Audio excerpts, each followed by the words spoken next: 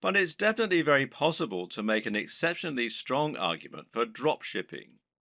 This is a business model that has huge advantages over selling your own products, over becoming an affiliate marketer, and certainly over making money from adverts.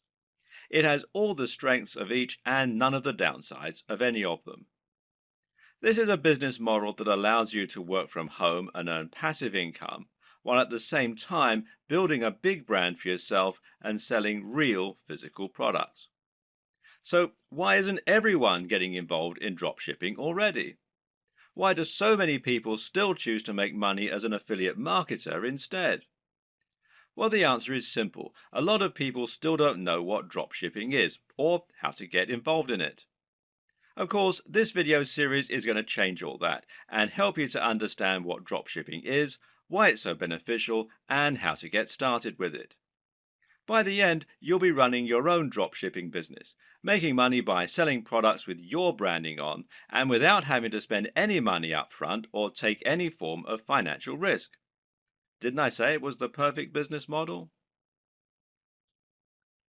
So exactly what is dropshipping? Dropshipping is technically a fulfillment model.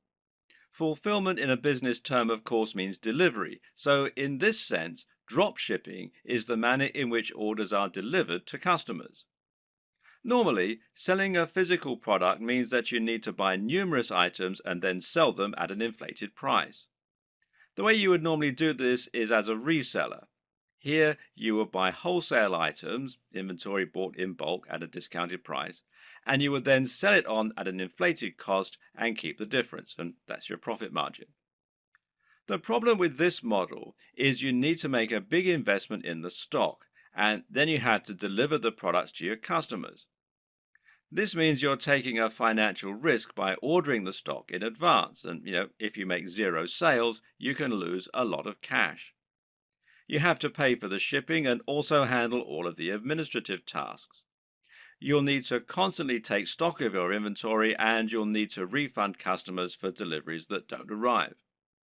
In short, it's a lot to take on for an individual hoping to run a business from home in their spare time.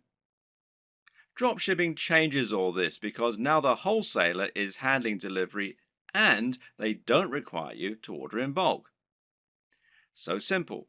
You list the items for sale in your online store just like you normally would, and then when a customer orders them, you pass that sale on directly to the wholesaler. They then send out the product on your behalf and make sure it reaches the buyer, and you get the money. This might sound very similar to affiliate marketing, but there are a few key differences. For starters, the amount of money you earn will tend to be higher than affiliate marketing. When you operate as a reseller, the usual pricing method is something called keystone pricing. Keystone pricing essentially means that the amount you're selling the product for is twice the amount you pay the manufacturers. This is one of the most common conventions for this type of business, and to all intents and purposes, dropshipping businesses are resellers. The other big benefit of dropshipping over affiliate marketing is that you don't have to mention the existence of the dropshipping business at all. In other words, the customer never knows that it's not you who's selling the product. You're not sending them to another website where they can check out and buy the product. You're just selling them the product as though it were your own and forgetting about it. This is fantastic because it means that your business looks much more professional and because you're no longer sending visitors away from your brand in order to make the sales. Hopefully, you can already see some of the big advantages of dropshipping. There are many more too, which we'll delve into in this video. Working as an affiliate marketer will often mean that you have to sell digital products in order to get the biggest profit margins. While it's true you can get 75% and upwards from affiliate networks like JVZoo, this will normally mean that you're limited to selling ebooks and online courses. This can be an effective way to run a business model, but it's also sometimes quite restricting. While digital products have many advantages, their appeal is not as broad as it is for physical products. For example, if you try and sell a digital product to your grandma, you'll probably have difficulty. The same probably goes for your mum and most likely your dad. And it goes for most of your peers in reality. In fact, the main kind of person willing to spend lots of money on an ebook or an online course is going to be someone who is already quite familiar with the technology. The person most likely to buy from you at all is probably another digital marketer looking for more ways to make money online. And, as you're probably aware, these are a savvy bunch who aren't easily going to have the wool pulled over their eyes. That, and they've already had people online try to sell them just about every digital product in existence. How many times have you seen ads on Facebook for make money at home schemes? It's just a very crowded market with a very limited potential audience. Clothes, on the other hand, are something that you can sell to anyone. And then there's all the rest, stuff like technology, toys, or fitness supplements. Suddenly, you can sell things that average people really need, and that makes a massive difference. Another benefit of selling physical products is the huge amount of flexibility it gives you. We've already seen that you'll have a lot more flexibility in terms of the types of things you can sell, but of course, this will also extend to drastically increase your flexibility in terms of the way you sell. For starters, you suddenly have pretty much limitless niches that you can choose from, in other words, industries. And then there are the many different ways of selling those areas. Because right now, if you're the internet marketing type, then you're probably imagining the ways that you can sell products from your website or your mailing list. You're probably thinking about content marketing, establishing your authority in your subject area, etc., etc., etc. But that's not the only way that you can make money from a dropshipping business. Did you know, for example, that many of the products being sold on eBay are actually being dropshipped? This means you can save yourself the trouble of building an audience and creating a website. Just find the product that you like, create a listing, and you're good to go. Even big companies like Home Depot and Sears reportedly use dropshipping on some of their less popular products. So, it must be a good business model. With dropshipping, you also have total control over the way you sell the product. This means it's up to you if you want to introduce a time-limited discount or if you want to bundle multiple items together in order to offer special deals, etc. This can all help you to make a lot more sales, and it's not an option you would have available to you if you were acting as an affiliate. In that scenario, the product owner would set the price and you would have no option other than to go along with it. We've already seen that you can reduce the risk by dropshipping. There's less risk than reselling here, but there's also far less risk than selling your own product. That's because creating your own product would involve a lengthy and stressful process of designing the product specifications, working with factories, and then spending lots of money on materials, etc.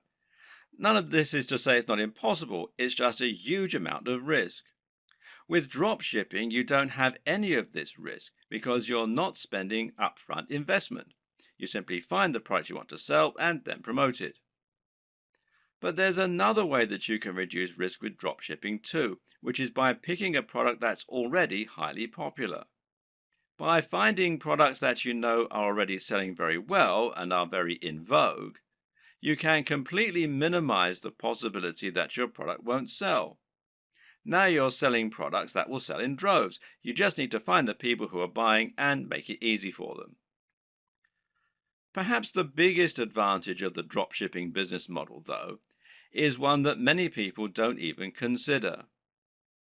As mentioned, dropshipping has the benefit of allowing you to keep the actual manufacturer stroke fulfillment company as a silent partner.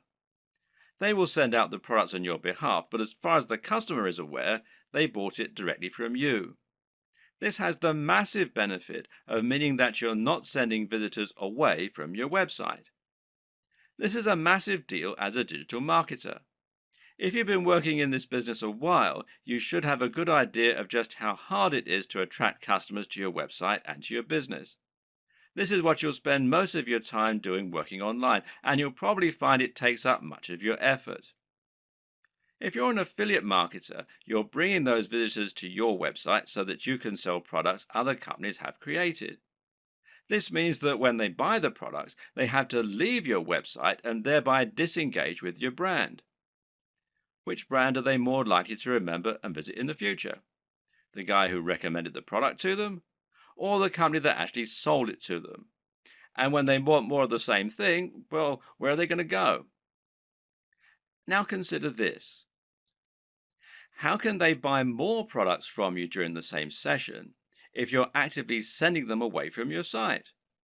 Instead of being able to offer a smorgasbord of products that you hand-picked, you're now simply telling them to go somewhere else and buy one item.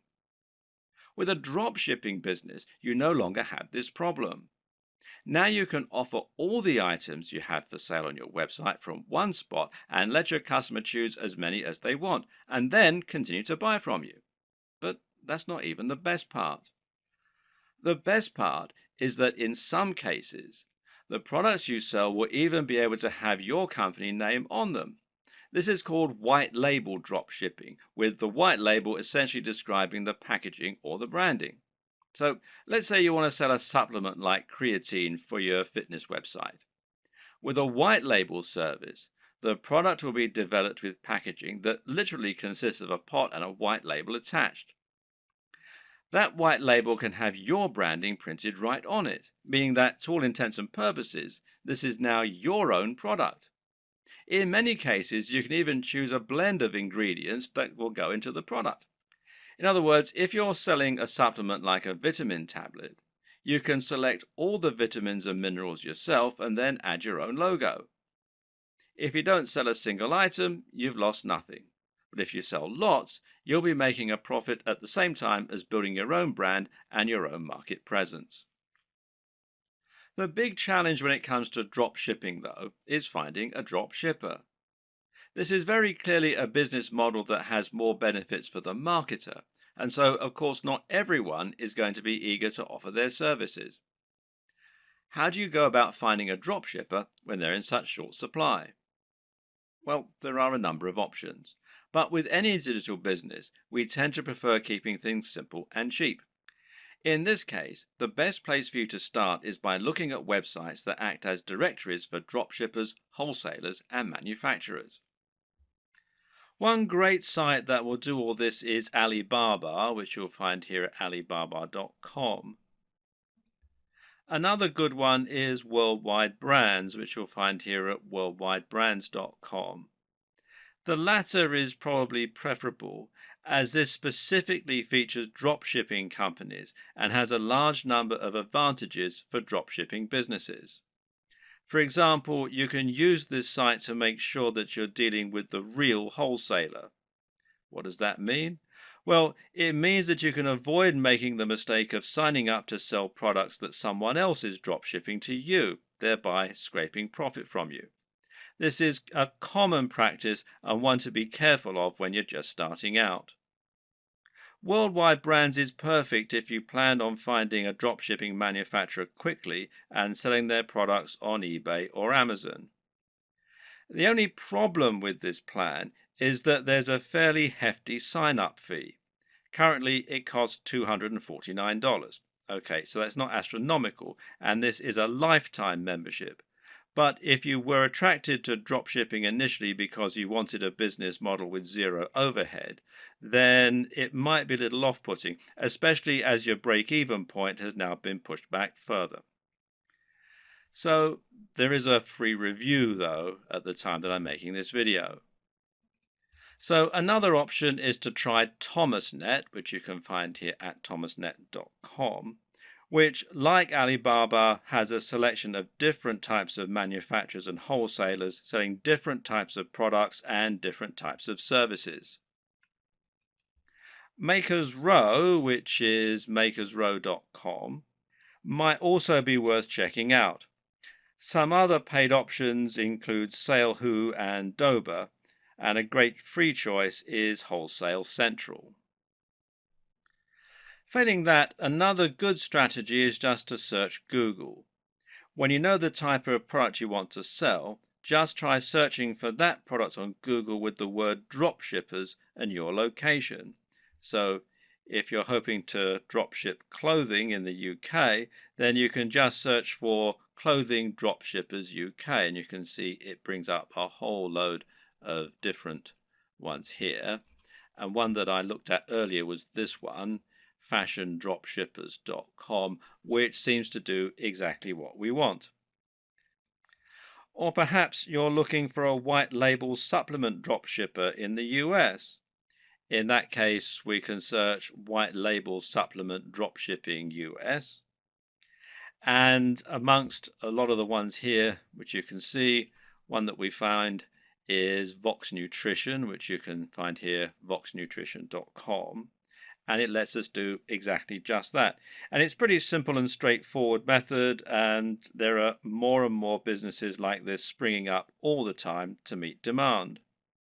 Vox Nutrition will handle formulation, production, and fulfillment on your behalf, making things nice and simple. The third and final strategy for finding your online dropshippers is just to contact the companies you like directly. Find manufacturers for products you'd like to sell and drop them an email. Better yet, try messaging them via LinkedIn or a similar avenue and see if you can get them to respond that way. This way, your message will stand out from their crowded inbox. You could even visit stores in person and ask the owner if you could have the contact details for the company that sold them X product. And this works better for smaller, privately owned stores, of course. If the company doesn't already offer the drop shipping services you're looking for, then just explain to them the benefits and why you would like the opportunity to sell their products in this manner. In many cases, they will acquiesce and you'll be able to start selling a product that other online retailers don't have access to. Another tip for finding manufacturers that you can email directly is to look on eBay. Search for a product you'd like to sell, and if you notice there are lots of people selling the exact same item, then this is a sign that they're using a dropshipper. It could then be a relatively simple matter for you to track down that original manufacturer and contact them so that you can try to do business with them yourself. Note that many wholesalers and manufacturers don't have a great online presence. This means it can be necessary to dig really deep in Google or try looking at trade magazines and papers instead in order to help find your potential partners. When you're dealing with dropshippers, it's crucial that you do your homework and look and act like a professional. Now, here are some tips to help you do just that. First of all, you'll need a resale certificate. Not all, but many dropshipping companies will want proof that you're a real retailer and not a consumer before they do business with you. Their concern is that consumers will simply claim to be dropshippers or resellers so that they can get items on the cheap. To provide this proof, you might need an EIN number for your business if you're in the United States. And you can find out more here at the IRS website. The URL is quite long and complicated, so if you just go to Google and type in apply for EIN online, you'll be redirected to this particular site. Now, in other countries, obviously the regulations are different, so you need to look at the tax authority for your country. But again, a search in Google should be enough to point you in the right direction. You might also need a resale certificate, and you can find out more about those at this site here, which is wisegeek.org/what-is-a-resale-certificate.htm.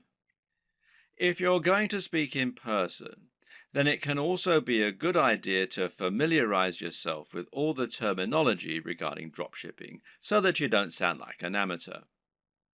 You should also look out for fake dropshippers. When choosing dropshippers, there are a number of businesses you need to look out for. These are not really dropshippers in the truest sense of the word. You need to avoid these companies as they won't always get you the best deals and they might not be able to offer you the same kind of value as other organizations. Be aware of companies that want ongoing fees, which real dropshippers don't require. Likewise, be careful of companies that also sell directly to the public. These companies often aren't really dropshippers so much as resellers who are just trying to trick you into making a bulk order. While monthly fees and direct commercial sales are warning signs, there are a few caveats and requirements that you may need to go along with. We've already seen that many dropshipping companies will require you to provide a resale certificate, and likewise, you might find that you need to apply for an account before you can begin using their services. And this will normally involve filling out a form and explaining the nature of your business, and so on.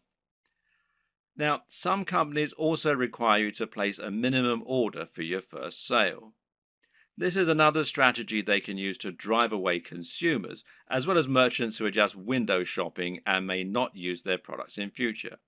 So, for example, you might have a minimum first order of $500, which is a little bit contrary to the entire concept of dropshipping, as you'll now have a bunch of inventory sitting around and the potential risk of losing that upfront investment. So, what can you do? Well, the best advice is to ask if you can use this initial expense as credit.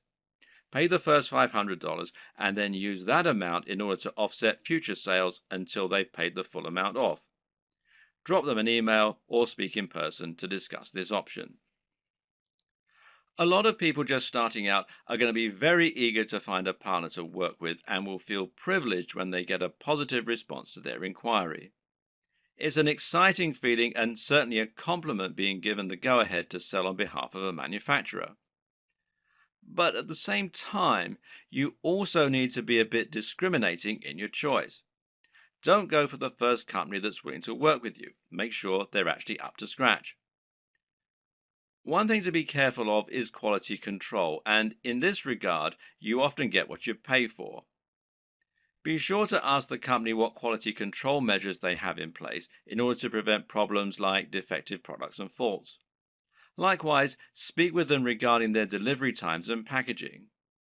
Remember that it's your reputation that's going to be riding on the quality of their products and service, so you need to ensure that you're happy with it. Another tip in this regard is to always ask for a sample of the product. If you have demonstrated their ability to sell and they truly are a big business, they should see it as a very small investment to provide a sample of what they're selling. And if they won't, then order a product yourself as a customer. You really don't want to put your name to anything that you haven't personally checked out first. Now you have the basic idea of how dropshipping works and how you need to get started, you can begin to think about how you're going to build your own business. This all begins with choosing your product and choosing your industry or niche.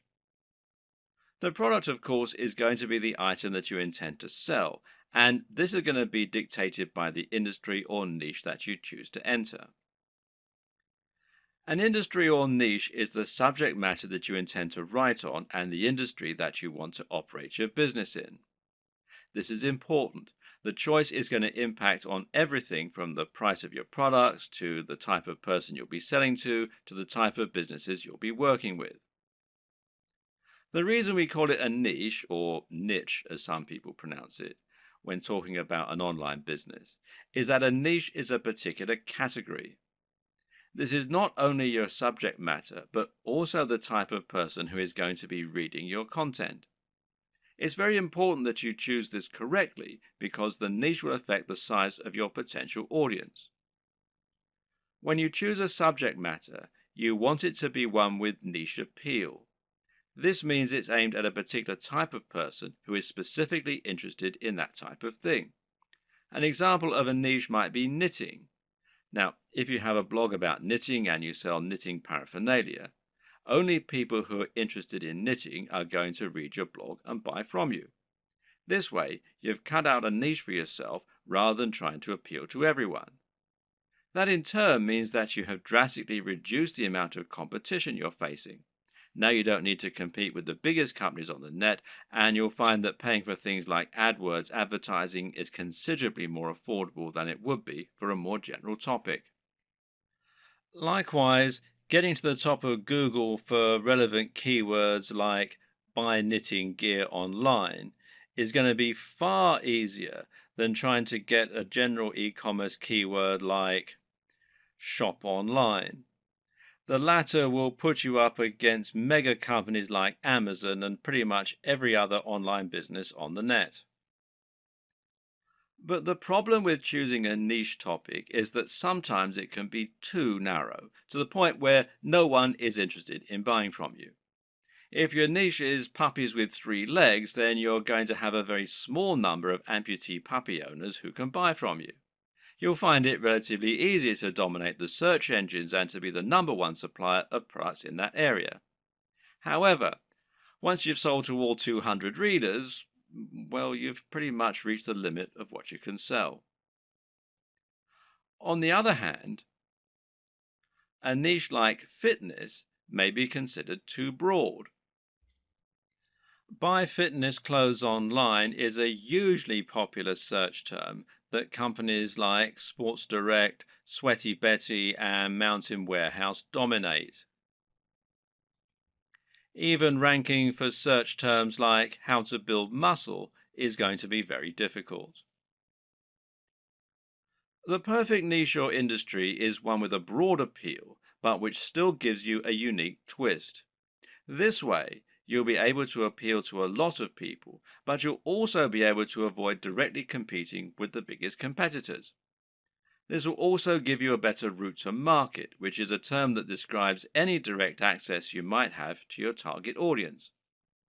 An example of a route to market would be a forum dedicated to the subject matter you're writing about, or an industry magazine. With all this in mind, how do you find the perfect niche for you? Well, there are a few things to consider. Now, a lot of people watching this are going to already have a blog or a website. In that case, the best niche is obviously going to be the one that you're already in. All you need to do is simply pick a product that your current readership will enjoy. You should already have their trust, so all that's left to do is to offer them products and explain how and why they can benefit from them. Then there's an area you're already interested in. This will often align with the last point, but you should always pick a niche that you find personally interesting. This makes a gigantic difference to the quality of the content you put out, to your ability to pick the best products, and more. Remember, as a blog owner, you're going to be required to write thousands of lines of content on this subject in order to demonstrate your expertise and to gain the trust of your voters. If you don't know anything about the niche, this is going to come across in your writing and you're going to find it a very dull job. On the other hand, if you have a legitimate love of the niche you're writing in, you'll find it no chore at all to write all that content, and you'll find it much easier to wow your readers with what you know. What's more, you'll have a better idea of how to pick a truly great product that will stand out and attract your audience. You'll have your finger on the pulse. There are also niches where you have an upper hand. Again, this relates directly to the previous two examples in many cases. Suffice to say that most of us will have contacts and advantages in some niches that give us an edge. Perhaps, for example, you happen to know the owner of a very big fitness website or of a very big fitness magazine. Knowing this person will thereby make it much easier for you to get a cheaper advert or maybe even an article inside the magazine. Now you can reach out to that audience directly and hopefully sell more product. Have a long think about your list of contacts and friends, and then consider finding a product that will let you make the most of those advantages. If you look at affiliate marketing, digital products, and internet marketing as a whole, you'll notice that certain niches stand out as being far the most popular, and those are fitness, making money, and dating. Now, why are these the most popular niches? On the one hand, it's because they have the broadest appeal. But the biggest reason is that they offer the best value proposition. A value proposition is basically the way in which your business is able to offer value. This is the way that your products can change people's lives. What is the end result of owning your product? If you're selling a hairdryer, then what you're really selling is the convenience and dry hair. If you're selling clothes, then what you're really selling is the ability to feel good about yourself, to look sexy, and hopefully to thrive in your career and in dating as a result. This is what sells. Try and sell a book about cats, and you're not really offering much beyond a few hours of entertainment. But sell a book about making money, and you're selling a dream. By choosing a product that can really change people's lives, you're providing much more value, even if the manufacturing costs stay the same. Now, this lets you charge more and make more money as a result, and it basically comes down to the niche. In order to tick all these boxes, one strategy you can use is to target a sub-niche, a niche within a niche. An example of this is targeting a specific type of person within the fitness niche. How about fitness for the over 50s or dieting for the diabetic? You could even do strength training for martial artists. In this latter example, you've actually combined two separate niches in order to offer something truly unique and interesting. Now you have your niche. The next thing to do is to pick an actual product. From there, you can find the manufacturer to help you provide it. The important thing here is there should always be a clear synergy between your branding, your ethos, and your product. That is to say, you should have a real affinity with the product and be selling it as an extension of your mission statement.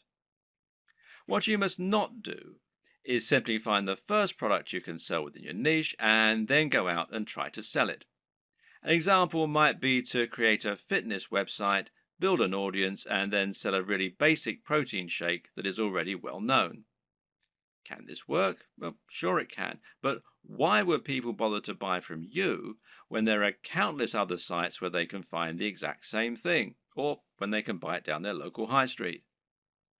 Likewise, if you're selling a product that is obviously not your own and is so generic, it can actually hurt your trustworthiness. It's clear that you're trying to make money, which isn't a bad thing in itself, but you're not offering any unique value in return. You're just saying, oh yeah, and why not buy this generic product while you're here? On the other hand, if you can find a product that is somewhat new, somewhat different, and that mirrors your personal approach to fitness, to business, or whatever your niche is, then you can sell something that you really believe in and can get excited about. And this is something that will come across and make itself apparent for your visitors too. This is one reason why it can be so great to have a hand in helping design the product, as with a supplement, for example, where you get to choose the ingredients.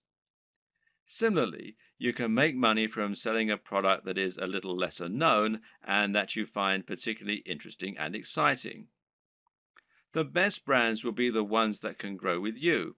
Find a company that's doing something new and exciting and express that you'd like to work with them. From there, you can then focus on growing and building your business. And this will help you to form a real relationship that's mutually beneficial and that your customers can appreciate too. Of course, there are many smaller considerations to keep in mind when selling your products. Should you sell a consumable, or should you sell something that will last a long time? Should you sell a product that's very expensive or one that's very affordable? In the video on e-commerce and pricing, we'll discuss this in more detail, but suffice to say that it can make a lot of sense to sell multiple products in future, as that way you'll be able to benefit from multiple different types of business model and you'll be able to draw in a wider range of buyers. Having a range of prices means you can cater to people with all kinds of budgets and build some loyal customers who might increase their average spend with you over time. For example, a cheap consumable has the distinct advantage of being something that will keep your visitors coming back. If you sell a protein shake, for instance, then your buyers will probably want this about once every month. If you provide a reliable service and appealing prices, then this is an excellent way to get repeat business and to have a recurring income, which in turn will be highly convenient by letting you make more concrete plans for your budgeting, etc. Another option is to run a box business. Now, these are businesses that sell selections of products on a recurring basis. Someone will subscribe to your business and you'll send them a package containing a set number of products each month.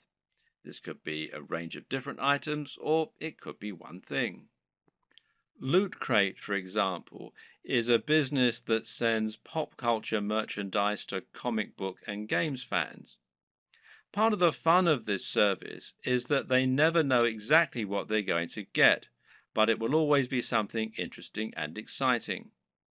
Then again, you also get men's grooming services that send the same selection of consumable razors, shaving foams, etc. to their customers every month.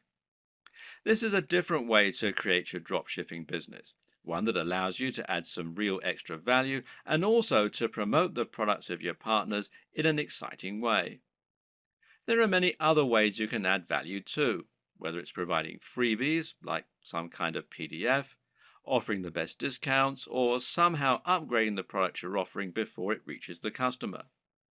Whatever you decide, the big question to ask yourself is, what value are you providing? What are you offering on top of the products themselves? How are you providing value not only for the customers, but also for the suppliers? And what advantages do they get by coming to you instead of going to somewhere like Amazon? Finally, of course, you need to ask yourself what types of products will sell well. And this is particularly important when you first start out and you perhaps only have one item to begin with. If you're going to begin your store with just one item, then it's highly important that this one item be something that will sell well and get your business off to the best start. And the best way to do this is to pick something that has a very clear function and which is easy to explain. Solve the problem that your visitors have. What do people in this niche need? And how can you solve that issue for them? If you can answer this, you should have no problem selling your first item as long as it's well made and as long as you're persuasive enough to make it sound amazing. If you already have a website and an audience, then you can skip this video. Otherwise, it's crucial that you keep watching in order to ensure that your brand is aligned with your business model and the product you're selling. A good place to start is by asking what exactly a brand is. A brand is much more than a logo. Rather, it's an ethos, a mission statement, and an approach to business. The logo simply tells people that the product or service they're receiving adheres to the same standards as whatever else they've used from you in the past. You start your brand by choosing why you do whatever it is you do. Why should people care about your business? How are you different from other companies offering the same thing? How do you want the world to change as a result of your business being a part of it? This is what allows a company like Apple to capture the imaginations of billions of people and to create such loyal customers. Apple isn't just about selling hardware. It's about selling beautiful hardware that feels personal and that is aimed very much at creative, rule-breaking individuals as opposed to big businesses. When the first Apple computers were released, the only real competition was IBM. And by taking this stance, Apple was able to differentiate itself a lot and get a lot of excited followers as a result. The same goes for many businesses that are setting out to create a greener planet. These companies are doing something more than just making money, and their fans love them for it. This is enough to make people choose their products instead of the same products offered by another business. And this ethos means that people know instantly that the service is aimed at people like them. So ask yourself what the driving motivation behind your business is. You're a fitness company. Okay, but what is it that you really believe in?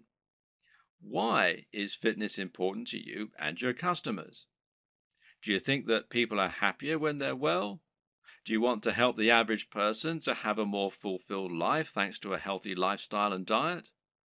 Or do you love the idea of becoming more powerful? Are you all about building strength and speed and challenging the limits of human potential? These two companies might sell the exact same product, but the way they go about it is completely different. And if you can convey this mission statement, then you'll find the right type of customer will go absolutely nuts for your brand. That's the kind of customer whose vision is aligned with yours. Now, don't try and appeal to everyone, because that will never work. Instead, Try to appeal more to the right kind of person. One way to do this is through your logo and your web design. The objective of a great logo is to communicate what your business is all about. You're trying to tell people what you sell and why you sell it as soon as they look at your business.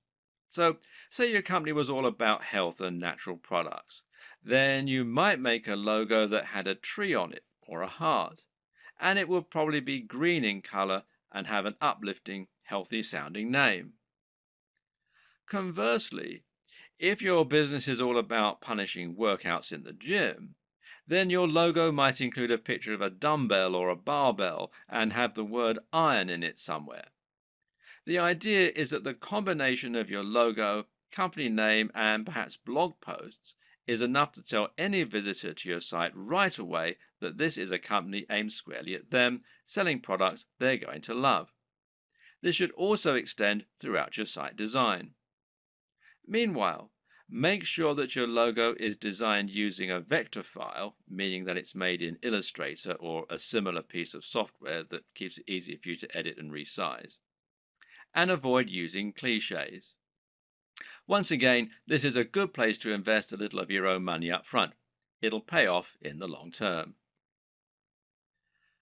The mistake that a lot of people make is to try and sell right away.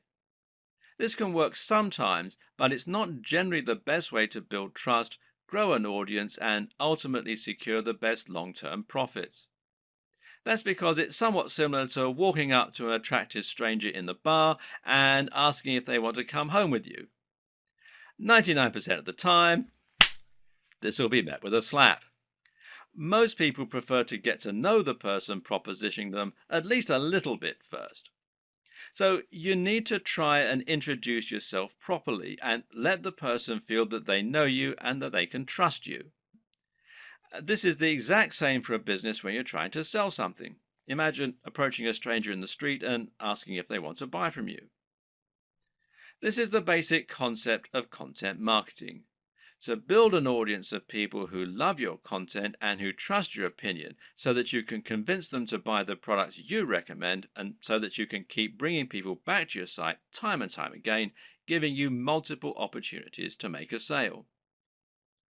The way you do this is to start by writing high quality content and to post this to a blog on a regular basis.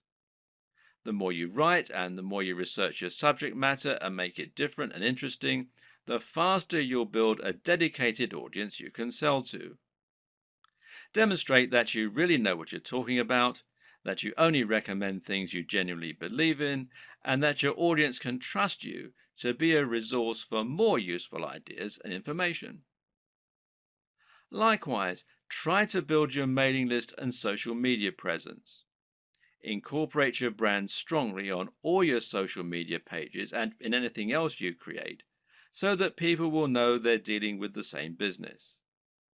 Getting someone to follow you on social media when they think they might be interested in your brand is far easier than getting them to buy a product from you and actually spend money. Social media accounts will meanwhile help you to bring more new customers to your site by letting people share with their network. You can help this too by providing social sharing buttons, like these from shareaholic.com, that will let people easily like your content on Facebook or tweet to it on Twitter. Once you have generated a big audience of people regularly coming to your site, you should start thinking about introducing products to your page. If you've really created a brand you believe in, and if you've been providing real value in your content, you should find you have true fans, and a true fan will be desperate to buy your product when you start selling them. Of course, there are many additional methods you can use to send more customers to your products and to market your store. One option is to create your own affiliate program and to encourage more people to help market your items. Another method is to pay for advertising, whether this is a pay-per-click campaign through Google AdWords or whether it's an advert on Facebook that is highly targeted to your specific demographic. This works well in scenarios where you're selling from eBay or Amazon and aren't trying to build up an audience. If you're going to pay for advertising, though, you need to calculate the LCV, now that's lifetime customer value, of each customer. This will allow you to ensure that whatever you spend on your ads, you're making more back and thus seeing strong ROI or return on investment. But to take this next step, you're going to need to make another new addition to your business. And I'll talk about that in the next video.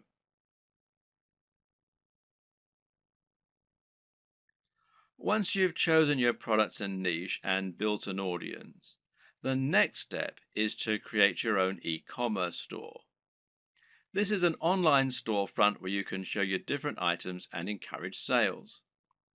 Being successful here is not just a matter of choosing the right design to begin with, but also thinking about how you're going to arrange and price your items to help them move. This ultimately comes down to a lot of psychology. When it comes to e-commerce website design, there is a single overriding goal which isn't always true of a regular site design. Of course, that objective is always to try and increase sales and increase profits, and this is probably actually more important. You'll also want it to look attractive, to be functional and easy to use, and to represent your brand in the right manner. But this is really just in service of creating a web design that helps you to make more sales. This means every single element in your site design should be encouraging more sales and pointing users in that direction. The old adage here is that good design should communicate and not decorate.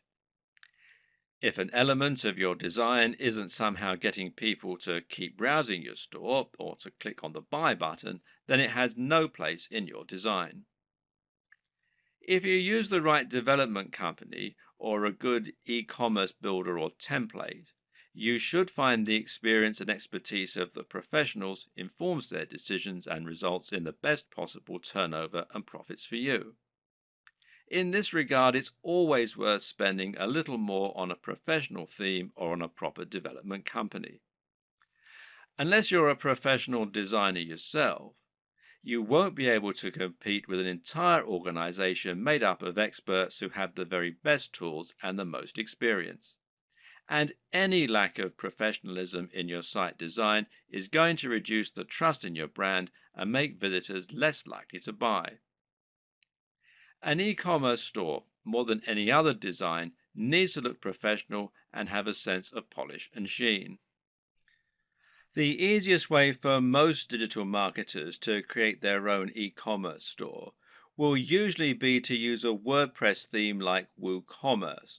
Now, WooCommerce is a theme and plugin combination that will transform an entire WordPress site into an online store. And this makes managing your store just as easy as managing any WordPress website. You can still get a professional design for your site, meanwhile, by hiring a professional designer to create your theme for you, or by buying one that you really like the looks of and you think will fit your brand. Now, you can download the free version of WooCommerce, the WooCommerce plugin, that is, from within the WordPress dashboard. Or you can buy the paid for version and you can buy the themes from woocommerce.com. There are other options too. For example, Shopify gives you a hosted e-commerce platform. And this means that the site will be located off your server, just like a profile on Facebook, for example. You then send your customers to that page where they can shop through your multiple products. And this can help make things a little easier and simpler to run. But it does ultimately mean that you lose a little of the freedom and flexibility that comes, with terms of your website design and how it all looks and how it all works, etc.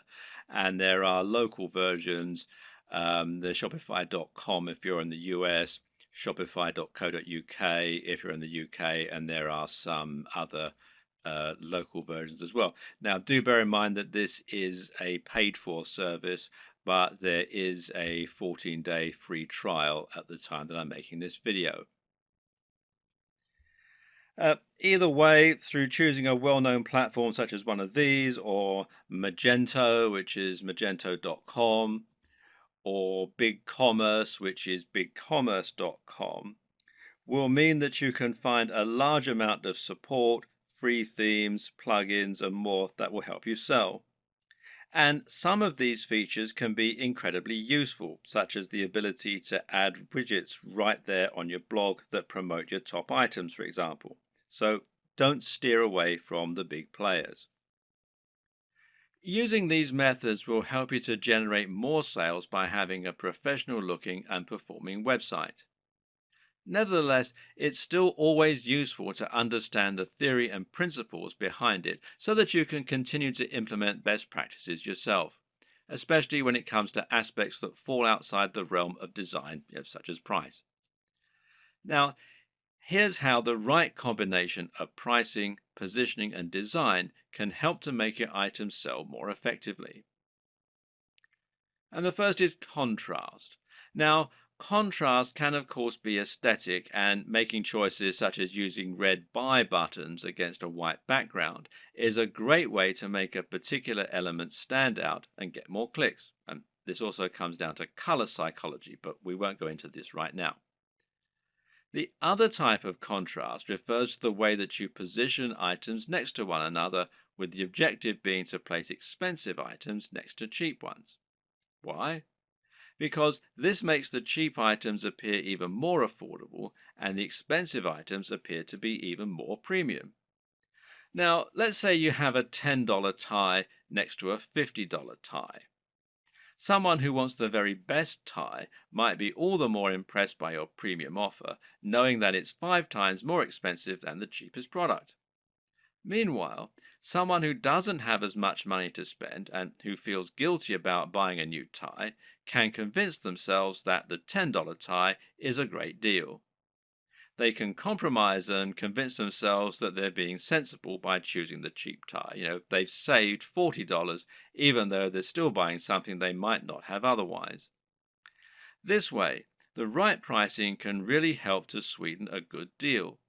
And a good e-commerce website design should take full advantage of that. Earlier on in this series, we described why it was so important to have multiple ranges of prices in order to attract a range of different types of buyers. When we looked at contrast, meanwhile, we saw that varying prices could be used to make items look like an even better bargain, or like they're of an even higher quality. But another very important reason to have cheaper items as well as more expensive ones is that it can be a great way to build trust.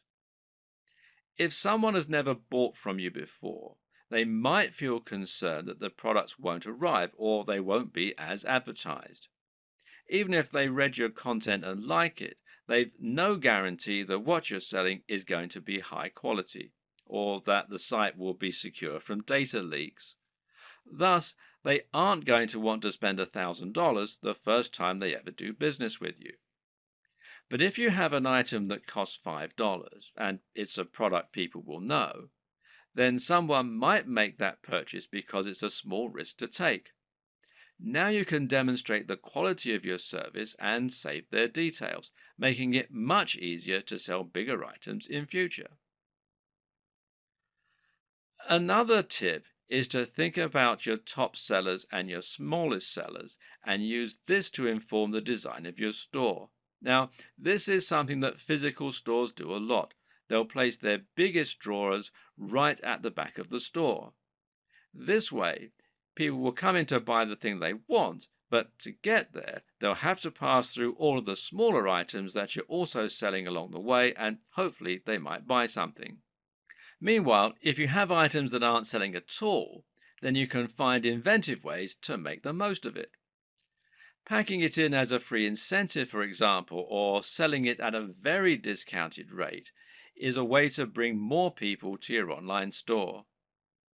This is less important for a dropshipping business model, of course, though, as there's no downside to being left with excess stock. What's important to consider when looking at an e-commerce website design is that in order to make a sale, you'll have to overcome certain psychological barriers.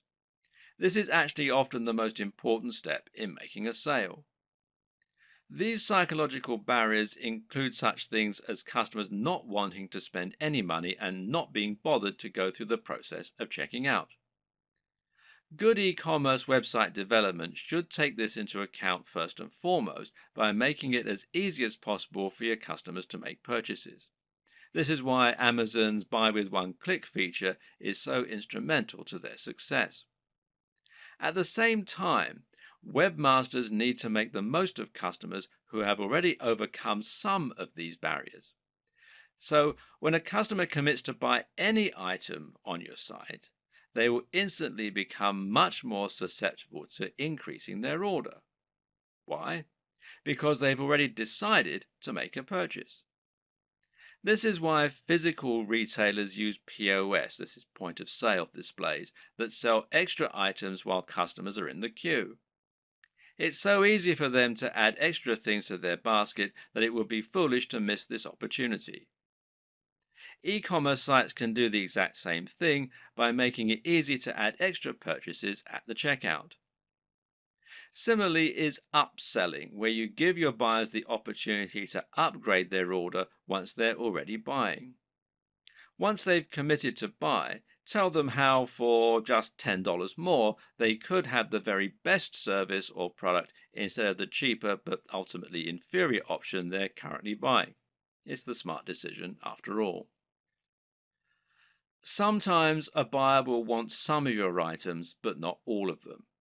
Other times they'll want to combine multiple items but won't want to pay extra for shipping or to pay full price when they're essentially buying in bulk. Thus, letting your customers combine their items into a single large order can often encourage more sales, and it's known as bundling.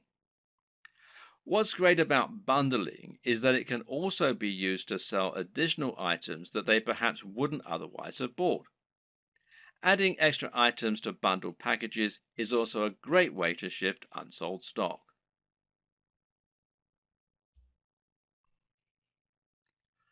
One aspect that can help you to boost your sales is so big and important that it needs its entire own video, and that's your persuasive writing. This is what you use to sell your individual items in their store listing, but it's also what you use on a sales page to promote items that are of a particular high value and that you really want to shift. The first and most important tip is to capture the attention of your readers as quickly as you can. This means you should use a bold statement, perhaps capitals, and you should address the reader directly. Now you can get the body you want, and that works much better than a quick workout for burning fat. Asking a question is also a common and effective method because it forces the reader to engage with the text by thinking about the answer. Hence, are you sick of feeling tired and unfit?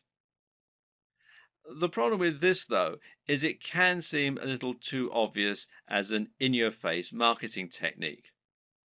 An even better strategy, then, is to use a narrative structure for your opening. In other words, structure your text like a story. That way, people will want to know what happens next, and the text will seem inherently much more interesting. This is true because we're so used to reading stories. We've been listening to stories for centuries, and as a result, they're always an effective tool for getting people to listen. They're also easier to make emotionally resonant. A great opening might be, I was unhappy with my body and looking for answers. Little did I know the solution would lie in an ingredient found in most diets already. You should also use headers and enable skimming. The reason this point is so important is that most people are in a huge hurry, especially online. Attention spans are short and no one wants to wait around to read a huge ream of text that's just trying to sell them something. Another way around this issue is to make your text skimmable. A good way to do this is to use lots of headings. Ideally, a visitor should be able to just read your headings and still understand the entire pitch. Addressing the reader directly is particularly useful because we have evolved to pay attention to things we think concern us. At the same time, though, you should also take this further by thinking of more ways that you can use to make your text personal. In particular, this means using a personal interest story. Explaining how your product works by saying how it has helped someone else or even you. And this works much better because it means the reader will be able to imagine how it's going to affect their life, and because they'll be more likely to connect with what you're offering on an emotional level. Earlier in this series, we discussed the importance of value proposition. This is something you should always keep in mind when selling. How do you make the product applicable to the reader? How do you give it emotional weight? Well, try to get them to imagine what life will be like once they have your product, and this will make them want it more. When someone reads your text, they're going to know you're trying to persuade them, and so they'll be on the defensive. They'll be thinking of all the reasons why what you're saying probably isn't true. But you can combat this by addressing each concern in your text. Try and second guess what the reader might be thinking, and then explain why this needn't be a concern. This also means trying to come up with solutions to the most common barriers to sale. These are the psychological barriers that prevent people wanting to buy, such as the risk element. We've already seen one way you can get around that by selling products from a trustworthy site and selling cheaper items first. Another tip is to make sure you have a full money-back guarantee. This is something people won't often use, but knowing it's there will help you to make many more sales. You can also try to combat buyer's remorse, which means taking away the feeling of guilt people get by spending money. Using the contrast technique is one way to account for this. Another is to describe your product as an investment.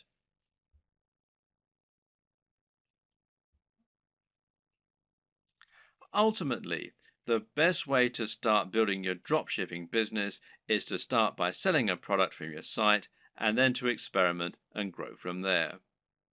The exact strategies you use are going to depend hugely on the nature of your website, your audience, and your goals. It's up to you to find your way, to see what works, and to tweak and evolve your business over time. Hopefully, this video guide has given you all the tools you need to get started. You should now have a strong idea of how a dropshipping business works and how to get started. And you should now have a grasp on how to encourage products to grow, how to choose items that are likely to sell, and how to find the right market and audience for what you're selling. Once you begin selling physical products to your audience, you'll unlock the kinds of profits that you just can't get as an affiliate, and all without taking any significant risks or spending much money at all. And I wish you every success.